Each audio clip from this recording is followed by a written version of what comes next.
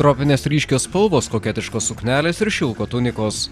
Būtent tokie buvo Londone pristatytos Issa mados namų 2012 metų pavasario-vasaros kolekcijos akcentai. Issa mados namų įkūrėja Brazilijoje gimusi dizainerė Daniela Helajel Londono podiumą transformavo į Ipanemos paplūdimį Rio de Žaneire. Skambėjo uždegantis sambos muzikos ritmai, akys raibo nuo skanių spalvų. Kolekcijos pristatymą stebėjo vienas garsiausių Egipto verslininkų ir buvęs prabangios universalinės parduotuvės Harrods savininkas Mohamedas Al-Faedas su dukra Kamila. Kamilai priklauso daugiau nei 50% šių mados namų akcijų. Issa suknelės ypatingo susidomėjimo susilaukė tuomet, kai Kate Middleton vilkėjo būtent šių mados namų kurtą kelius siekiančią mėlyną suknelę, pranešdama visam pasauliui apie sužadėtuves su Jungtinės karalystės princu Williamu.